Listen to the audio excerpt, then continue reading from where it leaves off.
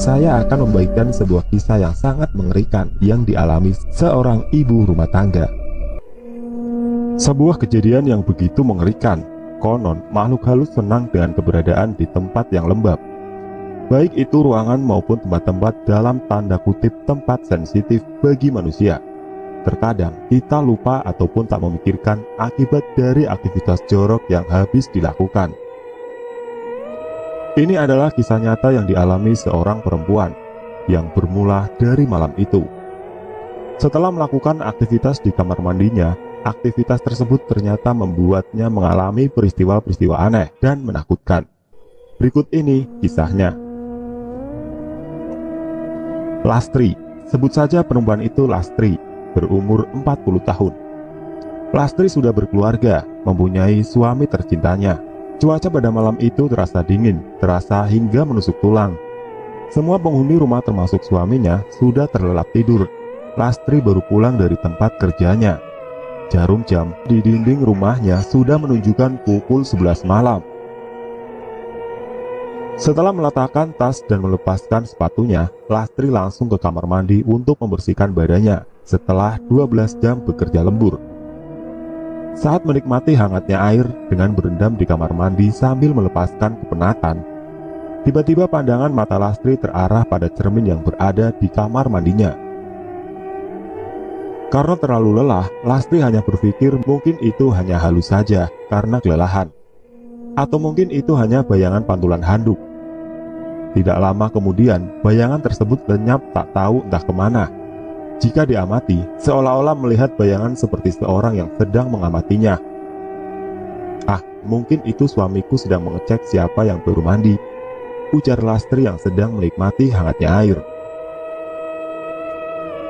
Dari kejadian malam itu, Lastri mulai merasakan gangguan setiap malam sehabis mandi sampai mau tidur malam. Lastri adalah seorang perempuan yang aktif dalam bersosial. Kerap bertemu orang-orang baru setiap harinya karena tuntunan pekerjaannya. Ada saja hal-hal ganjil dan misterius yang dialami oleh Lastri, seperti bunyi gaduh hingga terlihat penampakan makhluk hitam berbulu lebat tidur bersamanya. Kejadian itu bermula dari Lastri melakukan adegan solo di kamar mandi ketika suaminya pergi kerja. Saat itu Lastri sudah tidak bisa menahan hasratnya. Seketika itu, pelampiasannya dia melakukan sendiri di kamar mandi. Tanpa ia sadari, ternyata ada sosok hitam besar sedang mengamatinya dari atap kamar mandi. Sontak, Lastri kaget setelah ada benda jatuh di kamar mandinya. Suara botol sampo jatuh. Apa sih, bikin kaget aja," ujar Lastri yang sedang melakukan aktivitasnya. Tanpa ia gubris, Lastri masih melanjutkan aktivitasnya sampai ia merasa puas. Lastri tidak tahu kalau apa yang ia lakukan itu mengundang hasrat genderuwo untuk mengganggunya. Setelah selesai semuanya, Lastri melanjutkan untuk beres-beres rumah. Karena waktu itu ia sedang libur kerja. Serasa kelelahan setelah beres-beres rumah, Lastri ketiduran di sofa ruang keluarga. Kebetulan Lastri belum mempunyai momongan. Jadi kalau semuanya kerja, rumah pun sepi. Sewaktu Lastri tidur siang, ia bermimpi seakan-akan mimpi itu nyata. Ia bermimpi bertemu dengan seorang pria yang belum dikenalnya. Lastri tertarik dengan pria itu. Entah kenapa dalam mimpi itu, Lastri melakukan hubungan suami istri dengan pria dalam mimpinya tersebut. Dan Lastri menikmati mimpi itu. Tak terasa, jam dinding sudah menunjukkan pukul 4:30 sore. Lastri kebangun. Segera ia bangun dan menyiapkan makan malam untuk suaminya. Kala itu, Lastri tidak menghiraukan mimpi tadi siang, karena hanya bunga tidur semata. Tok tok tok. Suara pintu diketuk. Lastri mengintip dari jendela. "Oh, Mas Tejo suamiku," batin Lastri. "Sudah pulang, Mas. Kok pucat wajahnya? Mas kecapean ya?" ucap Lastri sembari membuka pintu. Suami Lastri hanya diam saja, tak menjawab apapun. Pikir Lastri mungkin suaminya kecapean kerja seharian, jadi agak dingin sikapnya sore itu. Tanpa pikir panjang, Lastri membujuk suaminya segera ke meja makan untuk makan malam berdua. Tapi suaminya menolak. Ia hanya geleng-geleng dan menggandeng Lastri balik lagi ke kamar. Lastri belum merasakan aneh waktu itu. Ajakan sangat suaminya diiyain. Mungkin suaminya lagi pingin, sampai gak sempet mau makan malam dulu. Setelah selesai melakukan itu, Lastri masih tidur di kamar. Ternyata suaminya sudah gak ada di sampingnya. Loh, kok pintunya terbuka? Ini Lastri kemana? Batin Tejo. Setelah Tejo masuk ke dalam rumah, ia melihat Lastri sedang tidur di kamarnya. Mungkin istrinya kecapean habis beres-beres, terus nyiapin makan lalu sampai ketiduran. Setelah itu, Tejo bersih-bersih dan membangunkan Lastri untuk diajak makan malam. Dek, bangun, ucap Tejo berusaha membangunkan Lastri. Suara Lastri ngolet. Mas Tejo, sudah mandi mas? Ucap Lastri dalam keadaan masih ngantuk. Sudah dek, barusan bersih-bersih, jawab Tejo. Yuk kita makan malam dulu. Udah lapar soalnya. Ibu Tejo mengajak Lastri makan malam. Ya mas, yuk, Lastri juga sudah lapar dari tadi, jawab Lastri sumringah. Waktu makan malam itu, Lastri terlihat bahagia sekali. Makannya lahap seperti belum makan seharian. Dan Mas Tejo juga sama terlihat bahagia karena dimasakin makanan kesukaannya. Setelah mereka selesai makan malam, mereka berkumpul di ruangan keluarga sambil menonton TV, ditemani dengan suara-suara binatang dari luar. Kebetulan rumah mereka berada di pedesaan, jadi wajar kalau setiap malam terdengar suara binatang. Saat fokus nonton TV, mata Lastri tertuju di sudut dapur. Terlihat seperti ada bayangan besar dan seperti ada dua cahaya merah menyala, seperti mata yang sedang mengamati Lastri. Saat itu, Lastri belum ngeh ada apa gerangan. Kenapa ia seperti sedang diperhatikan, tapi siapa? Lalu Lastri ngomong ke suaminya, Mas, itu ada apa ya? Kok seperti ada seseorang yang sedang merhatiin kita? Ucap Lastri ketakutan. Mana dek? Di sebelah mana? Jawab Tejo penasaran. Itu mas, di sudut dapur, seperti ada orang, ucap Lastri sambil menunjukkan. Mana dek? Gak ada apa-apa kok, mungkin kamu ngantuk jadi berhalusinasi, jawab Tejo menenangkan Lastri. Enggak mas, beneran ada orang itu, ucap Lastri meyakinkan suaminya. Ah yang bener dek, coba saya cek dulu, jawab Tejo sambil berjalan ke arah dapur. Setelah Tejo mengecek ke dapur, ternyata tidak menemukan apa-apa. Ia segera balik ke arah Lastri untuk meyakinkan kalau ia memang sudah mengantuk dan mengajaknya untuk segera beristirahat agar esok tidak terlambat untuk beraktivitas pekerjaannya. Malam itu, kejadian yang seperti siang hari terjadi lagi. Lastri bermimpi persis seperti waktu siang itu. Ia bermimpi bertemu lagi dengan pria yang ditemui di mimpi. Di dalam mimpi Lastri, mereka semakin intens, semakin dekat dan selalu berakhir dengan berhubungan. Tapi Lastri belum menyadarinya kalau mimpi itu akan berlanjut sama dan berdampak pada keharmonisan dengan suaminya. Pagi itu cerah, mereka sudah bersiap untuk pergi bekerja masing-masing. Karena jarak rumah dengan tempat kerja jauh, mereka berangkat bareng dari rumah. Tapi sepulang kerja, Lastri selalu naik bus agar tidak merepotkan suaminya bolak-balik.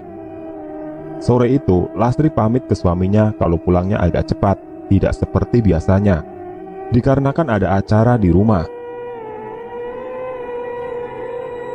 Saat pulang kerja, Lastri langsung bersih-bersih untuk segera datang ke rumah Bu RT, karena ada rapat ibu-ibu dasawisma. Setelah acara selesai, Lastri balik ke rumah untuk beristirahat dan menunggu suaminya pulang. Tapi saat sebelum sampai rumah, tiba-tiba Lastri merasakan seperti ada yang mengikutinya. Tapi nggak ada orang di belakangnya. Merasa ketakutan, Lastri mempercepat jalannya agar sampai rumah. Saat sampai di rumah, Lastri merasakan gerah di sekujur tubuhnya. Padahal ia sudah mandi, tapi tiba-tiba gerah. Lastri langsung menyalakan kipas angin agar lebih enakan. Suasana hati Lastri saat itu tiba-tiba berubah. Lastri merasakan ingin melakukan sesuatu yang membuatnya puas. Tanpa pikir panjang, Lastri masuk ke kamar mandi dan melakukan lagi aktivitas itu. Dan saat kejadian itulah, genderuwo mulai menyukai Lastri dan menghinggapinya. Setiap harinya, Lastri merasakan keinginan untuk berhubungan, entah itu sendiri maupun dengan suaminya. Dan awal mula malam itu, kemaluan Lastri sering merasakan gatal seperti ada yang memainkannya, dan membuat Lastri ingin melakukan hubungan. Terdengar suara telepon dari suaminya. Ia mengabarkan kalau pulang agak terlambat dikarenakan ada lembur. Suaminya menyuruh agar tidak usah menunggunya dan lekas istirahat jika sudah lelah. Tak terasa matahari sudah tidak menampakkan diri. Hari sudah sore menjelang malam. Lastri yang sendirian di rumah merasakan keanehan lagi, seperti ada yang memperhatikannya. Tapi berbeda dengan kemarin. Sosok itu mulai menampakkan dirinya. Lastri terkejut dengan sosok hitam besar berbulu dan bermata merah menyala sedang menatapnya di sudut kamar. Karena saking takutnya, Lastri pingsan dan ditemukan suaminya sedang terbaring di lantai kamarnya. Tejo yang kaget lalu menggendong istrinya dan menaruhnya di kasur. Tiba-tiba, Lastri terbangun dan melihat suaminya sedang duduk menunggu Lastri sadar. "Alhamdulillah dek, udah sadar. Tadi kenapa tidurnya di lantai? Kok tidak di kasur?" tanya Tejo panik. "Syukur mas sudah pulang. Tadi Lastri melihat genderuwo mas di sana," jawab Lastri sambil menunjuk ke sudut kamar. "Genderuwo apa dek? Mbok jangan aneh-aneh toh," jawab Tejo kaget. "Ya mas, tadi Lastri melihat sendiri. Tapi karena takut, Lastri pingsan mas," jawab Lastri dengan suara masih ketakutan. "Bangun-bangun, sudah di kasur, dan mas Tejo sudah pulang," imbu Lastri lagi. "Yang penting kamu nggak apa-apa dek. Besok lagi kalau mau tidur jangan lupa bersih-bersih dulu sama berdoa," ucap Tejo menenangkan Lastri. "Iya mas," Lastri mengangguk. Setelah kondisi sudah membaik, Mas Tejo mengajak Lastri untuk menunaikan sholat Isya berjamaah. Tapi tidak seperti biasanya. Lastri menolak ajakan Mas Tejo dengan alasan baru halangan. Padahal saat itu Lastri belum datang bulan. Karena menurut Tejo itu wajar, Tejo akhirnya sholat sendiri. Entah kenapa waktu suaminya sholat, Lastri merasakan kurang nyaman. Akhirnya Lastri keluar kamar, menunggu Mas Tejo selesai sholat baru masuk lagi. Setelah selesai sholat, Tejo lalu mengajak Lastri untuk segera tidur. Dan waktu tidur itu, Lastri merasakan seperti ada yang menindih tubuhnya, tapi dengan rasa gatal di kemaluannya. Lastri mencoba untuk membuka mata tapi tidak bisa, seakan-akan ia menikmatinya. Setelah kejadian itu, keesokan paginya Lastri merasakan lelah dan lemas, seperti tidak punya tenaga untuk bangun. Akhirnya, Lastri izin untuk tidak berangkat kerja. Tapi Tejo, suami Lastri, tetap berangkat kerja karena Lastri yang menyuruhnya agar tidak kerepotan mengurus istrinya. Karena dipaksa Lastri, Tejo akhirnya berangkat kerja. Saat setelah suaminya berangkat kerja, tiba-tiba rasa gatal itu muncul lagi, yang mengakibatkan hasrat Lastri semakin menjadi dan birahi sangat besar. Tanpa pikir panjang, ia melakukan aktivitas itu lagi di kamar mandi. Setelah merasa puas, entah kenapa tubuh itu tidak merasakan lelah lagi. Justru malah membuat Lastri sumringah. Kejadian seperti ini berkelanjutan berminggu-minggu, hingga akhirnya Tejo mendengar sendiri dari mulut istrinya. Malam itu, kejadian yang membuat Lastri pingsan. Ketika ia sedang tidur, tiba-tiba merasakan ingin buang hajat. Saat sedang mau membuka pintu kamar mandi, terdengar suara erangan berat, seperti suara laki-laki kesakitan. Lastri berhenti tepat di depan pintu kamar mandi. Sebelum ia membuka pintu, seperti ada yang sedang di dalam kamar mandi. Pikir Lastri itu suaminya. Tetapi sebelum ia keluar dari kamar tadi, ia melihat suaminya masih pulas tidurnya. Lalu siapa yang di dalam kamar mandi? Batin Lastri. Lastri mencoba untuk mengetok pintu kamar mandi tersebut. Tapi sebelum mengetok, tiba-tiba pintu itu terbuka sendiri. Tepat di depannya, ia melihat sosok tinggi besar berbulu lebat dan bermata merah sedang menjulurkan lidahnya, seakan-akan sosok itu mau menerkamnya. Lastri mencoba untuk teriak dan berlari, tapi ia gagal. Seperti tubuh itu sudah terkunci. Brak! Suara tubuh Lastri terjatuh di depan pintu kamar mandi. Gelap, pandangan Lastri gelap, ia pingsan. Dalam keadaan pingsan itu, menurut cerita Lastri, ia disetubuhi oleh genderuwo tersebut. Tubuh Lastri basah, banyak cairan berceceran di tubuh Lastri. Entah itu apa. Suara jam alarm subuh berbunyi. Tejo beranjak bangun untuk segera menunaikan sholat subuh. Saat Tejo berjalan ke kamar mandi, ia melihat istrinya tergeletak di lantai. Tejo bergegas segera untuk membopong tubuh istrinya ke sofa ruang tamu. Tejo kaget karena tubuh istrinya mengeluarkan aroma tidak sedap. Ia bergegas untuk membersihkannya dan Tejo melanjutkan untuk menunaikan sholat subuh dahulu. Setelah selesai sholat subuh, Tejo lalu mencoba membangunkan istrinya yang belum sadar juga. Dek, bangun, ucap Tejo panik. Masih belum sadar juga istrinya. Ia masih mencoba untuk menyadarkan istrinya dengan mengoleskan minyak aromaterapi. Setelah 5 menit Tejo berusaha, akhirnya Lastri sadar dan saat itu juga Lastri menangis. Tejo yang panik dan kebingungan menanyakan kejadian itu ke istrinya. Alhamdulillah sudah sadar, Dek, ucap Tejo lega. Kamu kenapa, Dek? Kau pingsan di depan kamar mandi, imbu Tejo. Mas, aku takut, Mas, jawab Lastri menangis. Takut kenapa, Dek? Coba tenang dulu, jangan menangis, ucap Tejo menenangkan istrinya. Mas, semalam aku melihat genderuwo di kamar mandi, Mas. Aku takut, Mas, jawab Lastri masih menangis. Saat Tejo mendengar istrinya kalau melihat hantu, Tejo lalu mengajak Lastri untuk segera mandi besar dan menyuruhnya sholat subuh. Lastri yang masih ketakutan untuk masuk ke kamar mandi lalu mengajak suaminya untuk menemaninya. Setelah selesai mandi besar, Lastri segera menunaikan sholat subuh. Alhamdulillah Lastri mulai tenang. Ia mencoba untuk menceritakan semua kejadian yang aneh itu ke suaminya. Tejo terkejut setelah mendengar cerita itu. Karena tidak mau terjadi hal yang tidak diinginkan, Tejo berinisiatif menghubungi teman-temannya yang dapat mengerti hal-hal di luar nalar. Kebetulan teman Tejo belum bisa datang hari itu, dikarenakan ada acara yang memang tidak bisa ditunda. Sebut saja Hendro. Ia menyarankan sementara untuk menemani istrinya di rumah, jangan ditinggal sendirian. Sebelum Hendro datang, ada kejadian lagi yang menimpa Lastri. Malam itu, saat Tejo sudah terlelap dalam tidurnya dan Lastri masih terjaga,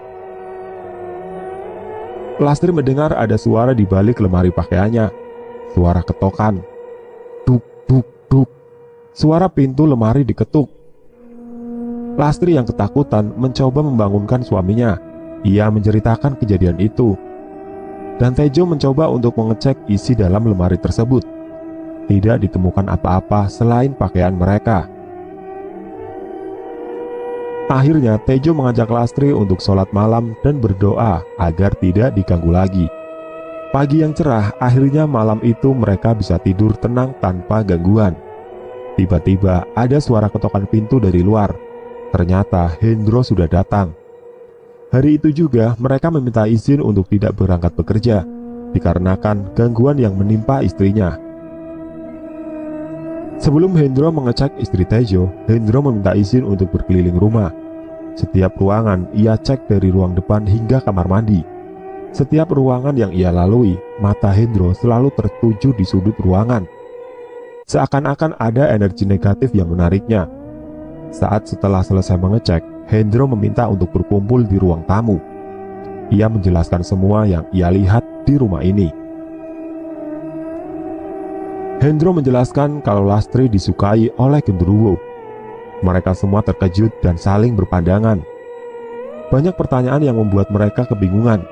Mas Tejo, sebelumnya saya minta maaf kalau penjelasan saya agak ngawur, tapi ini kenyataan, ucap Hendro yang membuat mereka penasaran. Maksudnya gimana, Pak? Jawab Tejo penasaran. Istri Mas Tejo disukai oleh genderuwo, Mas, ucap Hendro serius. Astagfirullahaladzim, ucap Tejo dan Lastri bareng. Kok bisa gitu? Kenapa, Pak? Istri saya salah apa sama mereka? Tanya Tejo semakin bingung. Ini sebenarnya karena kesalahan istri Mas Tejo sendiri, makanya bisa seperti ini, jawab Hendro. Istri saya kenapa, Pak? Tanya Tejo lagi. "Kamu habis ngapain, Dik? Kok bisa kayak gini?" tanya Tejo ke Lastri. Saat Tejo menanyakan hal itu ke Lastri, ia sedikit bingung karena menyangkut privasi Lastri. Ia meminta untuk bicara ke suaminya di kamarnya. Setelah Lastri menjelaskan semua yang Lastri lakukan sewaktu itu, Tejo gedek-gedek atau geleng kepala. Tejo sempat tidak percaya apa yang dilakukan istrinya, tapi nasi sudah jadi bubur. Tejo yang pasrah hanya bisa menerimanya. Di pikiran Tejo waktu itu hanya ingin istrinya tidak diganggu lagi oleh genderuwo. Setelah selesai berbincang, mereka keluar dan menemui Hendro lagi. Hendro hanya senyum-senyum melihat mereka keluar dari kamarnya. Saat itu juga Hendro melakukan pembersihan rumah dan jiwa Lastri agar tidak diganggu lagi. Saat pembersihan itu, ada kejadian Hendro dilawan oleh genderuwo yang tidak menerimanya. Tiba-tiba Lastri dirasuki oleh genderuwo itu. "Kamu ngapain ganggu keluarga ini? Lastri sudah punya suami." "Gak ada hak kamu," jawab Hendro dengan nada tinggi. "Saya gak ganggu, memang dasarnya orang ini yang membuat saya senang. Sekarang saya minta kamu keluar dari badannya Lastri. Apa saya bakar di sini?" ucap Hendro menantang. "Berani kamu sama saya? Ilmumu belum ada apa-apanya. Manusia kecil gaya, mati kamu," gertakan genderuwo. Saat Lastri dirasuki, Tejo hanya diam karena ketakutan, dan Hendro melakukan rogo sukmo atau melepas raga dari tubuhnya untuk melawan genderuwo tersebut. Saat terjadi perlawanan, Lastri sudah pingsan, dan Hendro kewalahan karena memang ilmu Hendro belum cukup untuk melawan. Tubuh Hendro dibasahi keringat yang keluar karena kewalahan. Kemudian Hendro sadarkan diri dengan nada ngos-ngosan. Hendro berpesan ke mereka sementara jangan keluar dari rumah ini, karena di luar sudah banyak pasukan makhluk halus yang ingin menyerang. Karena dari awal tadi Hendro sudah membentengi rumah Tejo dan Lastri, jadi pasukan itu tidak bisa masuk. Kemudian Hendro memanggil kodam yang lain untuk membantu melawan mereka. Dan karena Hendro masih kewalahan, ia meminta untuk beristirahat sejenak. Setelah Hendro beristirahat dan melakukan semedi untuk memanggil kodam yang lain, tiba-tiba terdengar suara gaduh dari luar. Sepertinya pasukan jin yang di luar mencoba untuk menerobos benteng goib dari Hendro. Tapi Hendro tidak mau tinggal diam. Ia mencoba untuk melakukan rogo sukmo. Ia meminta bantuan tetangga Tejo yang kebetulan ada yang tahu kalau di rumah Tejo baru diserang ratusan makhluk halus. Hendro menghampiri tetangga Tejo dengan rogo sukmo, sebut saja Ustadz Alam. Ia meminta bantuan dari Alam untuk ikut menyerang jin yang menyerang rumah Tejo. Akhirnya Ustadz Alam mau membantunya. Kemudian Hendro kembali ke tubuh aslinya. Ia meminta Tejo untuk menjaga Lastri dengan membacakan semua doa-doa yang Tejo hafal, agar tidak ada setan yang merasukinya, karena wadah Lastri yang sudah jadi rumah genderuwo tadi jadi gampang untuk dirasukinya. Tejo dengan sekuat tenaga mencoba membaca doa yang ia hafal, sampai ia membuka HP-nya dan membaca ayat Indonesianya. Suasana di rumah Tejo saat itu panas seperti sudah dikerumuni banyak makhluk halus. Kembali lagi ke Hendro, ia masih bersemedi untuk memanggil kodamnya. Ia melihat dari dalam. Satu persatu pasukan jin yang di luar mulai berkurang karena Ustadz Alam mencoba membakar mereka. Akhirnya kodam yang Hendro panggil sudah datang di hadapannya. Seekor macan putih dan ditunggangi kiai berjubah serba putih dengan membawa tongkat. Hendro seperti sedang berdialog dengan kodam tersebut. Karena Hendro berbicara pelan, hanya sepatah kata yang Tejo dengar. "Guru, saya minta bantuan untuk mengusir semua pasukan jin yang ada di rumah ini," ucap Hendro pelan dengan bersemedi dan memejamkan mata.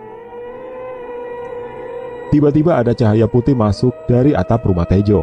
Silau, itu yang Tejo rasakan. Tejo dalam keadaan sadar melihat kilauan cahaya putih itu. Ia melihat Hendro dan kodamnya sedang berperang melawan separuh pasukan jin yang ada di dalam rumah Tejo. Seperti perang pada umumnya, tapi perang goib. Karena bantuan Ustadz Alam dan kodam tersebut, akhirnya Hendro mampu melawannya. Seketika semua pasukan jin itu menyerah dan menghilang sendirinya, tinggal sosok genderuwo yang belum dibereskan. Hendro sengaja agar genderuwo itu yang terakhir.